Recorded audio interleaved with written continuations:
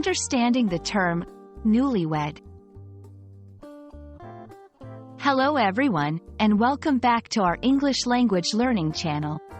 Today, we are going to talk about a very interesting and commonly used term in English, newlywed. This word is often heard in conversations, especially when talking about marriages and relationships. So, let's dive in and understand what it means and how you can use it in your daily conversations. Newlywed is a noun that refers to a person who has recently gotten married.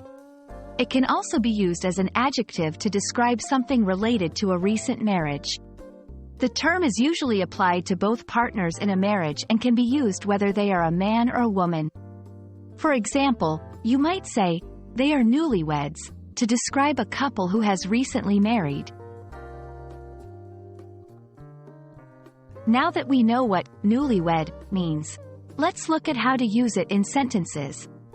As a noun, the newlyweds looked so happy as they danced together.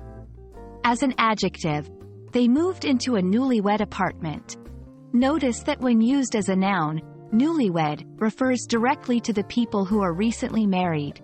And when used as an adjective, it describes something pertaining to new marriage. In many cultures, the term newlywed carries positive connotations of love, happiness, and the beginning of a new chapter in life. It is a period often associated with honeymoon vacations and the joy of starting a life together. However, it's also common to hear about the newlywed phase, referring to the early stage of marriage where everything seems perfect and conflicts are minimal. People sometimes use this term to imply that this blissful period is temporary and will eventually give way to the realities of married life. Thank you for joining us today to learn about the term newlywed. We hope this video has helped clarify its meaning and usage for you, making you more confident in your English language skills. Don't forget to practice using newlywed in your own sentences to reinforce what you've learned. Until next time, happy learning, and congratulations to all the newlyweds out there.